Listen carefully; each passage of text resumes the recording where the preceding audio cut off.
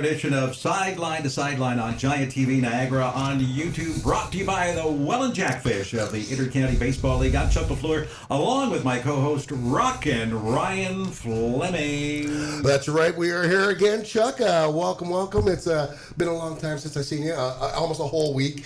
It's been a while since our last episode. Exactly, but we are bringing the pain this week, as they say. Good guest we've got here today, Mr. Rob Hubbert. How you doing, huh? I'm great, guys. Thanks for having me. It should be a fun show. Oh, it will be, for sure. Local hockey icon. I just want to throw that out there. Throw that in there. That's on his business card. Yeah, that's in the disclaimer. We have to put that out there first. Yeah. Wow. Wow. We do. And we're good now. We're good to proceed. Rob has an illustrious career on the local hockey scene. One of these guys, Ryan, where you walk into an arena and 99 out of 100 people will walk up to Rob. Hey, Hobbs, how's it going? Rob, how you doing? He's like a people person, can't you tell? He's definitely a people person and a man of the people. And you've been in hockey like your entire life. And I would like to get into this a little bit and talk about your start. Obviously, you started off playing minor hockey as a goalie. What was that like? And what was, talk to us a little bit about your transition. Yeah, Ryan, back in the day, I played in net. I was a goalie. I played in Kiwanis hockey with the Go Prince. Brian Bellows and I were the goalies. If you really, you go back in some time there. Brian Bellows, the Brian Bellows. The Brian Bellows, yeah. And he could skate faster than everybody, Chuck, on the ice, even with his goalie pads, which was kind of cool, right? And played in Kiwanis and had a great time there. It was just awesome. And this year, actually, I got to coach Kiwanis hockey. I went back and coached Tykes. It was awesome. And I'll tell you, Sunday mornings, nothing better to be at the rink at 6 a.m. for on the ice at 7 and go from 7 till 8. It was great. It was fun. Full circle. Yeah. Tell us about your first coaching job. Was it in the Golden Horseshoe League? Yeah, actually, well, I did some minor hockey, not very much. I coached in Mississauga with the Mississauga Reps when I was in Toronto. Then I came back. Sandy Peters actually recruited me when I come back and said, listen, we'd love to have you coach minor hockey. So I took the Major Bantam team, which was fantastic. Some names that you might recognize. Rob Taylor, who played with the St. Catharines Falcons. He was probably the guy that you would remember the most from that team. So I coached there, and then basically Louis Savona called me. And Louis had my cousin Troy Keating, and Troy put a good word in for me that I really should be coaching. So Louis had a little chat with me, and we talked, and next thing I know, I was moving my way into Junior B, and I was an assistant coach with Danny Timmins, and Danny Timmins and I were the only two, and Louis, like now you've got guys, 10, 12 members of a staff. Back then it was just the three of us, right? So that was my first year, 1996, 97 in Thorold. Wow. So how much has it changed, from back 96 to, 2019? Yeah, Ryan, it's huge now. I mean, you've got goalie coaches, you've got video guys, you've got stat guys, you've got room and board guys, like we did it all. Now you've got guys that pick up towels and tape sticks, and like God forbid any of these young guys do anything on their own, right? I mean, it's entitlement, right? So we'll give that shot right away, right? So now, was there a coach that you patterned yourself after, either at the pro level or someone that coached you, that you tried to form your coaching philosophy? Chuck, to answer that question, I had some really, really good coaches when I played. Rick Predovich, gonna give him a big shout out. This guy coached me for a couple years. Awesome guy. Jim Hopgood, another good guy. Those two are probably my favorite coaches of all time. Rick Carr. Those are some of the guys that really they had some great values, and if I could only bring a percentage of values of what those guys brought, it'd be fantastic. I don't even know if I can handle or hold their jock straps, because these guys were awesome. Right.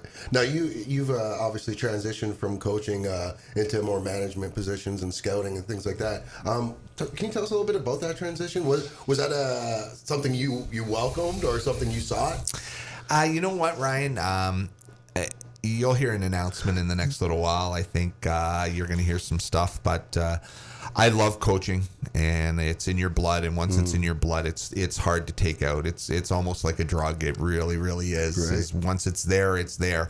But the transition, it's cool. I love it. I mean, into the management part, I loved being a GM. It was great building that team and bringing players in, and then now with my current position that I have with the Niagara Ice Dogs, player development. So I look after the draft picks, place them with junior B teams or junior A teams, and then I watch them and monitor them and see how they go from there. Right.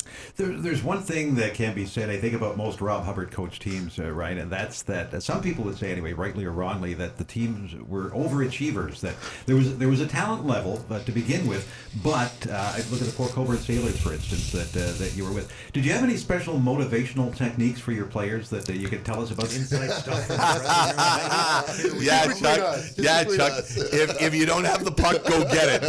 That's Rob Hubbard's philosophy. If you don't have the puck, go get it. And if you don't get it, guess what? You're not going to be here, right? I used to have apples and road maps. I used to go to CAA and get just a 15, 20 maps and a bushel of apples. Guys, my coaches used to say, well, what's that all about? I said, well, when a guy comes in, give him an apple and a road map. That's so you won't get hungry and find your way out of town, right? So it was perfect. If you got a road map and an apple, you weren't going to be playing Rob Hubbert hockey. So that was the first motivation. But no, you know what? I coached some great kids over the years. Nathan Horton, Zenon Konopka, Chris Osgood. I had some guys that I really, I coached over the years that just were awesome. But that was my game. It was motivation, Chuck, and I had little different motivational tactics that I used, and some worked, some didn't. And I'm a guy that wears my heart on my sleeve, and I'll tell you the way it is. And if you don't like it, too bad. And that's how I was brought up. Nice. Now, we talked a little bit about back in the 90s as opposed to now.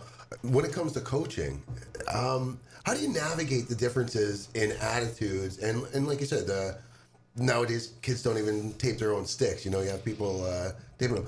And you were kind of a hard-nosed coach. How does that translate in today's game, or does it?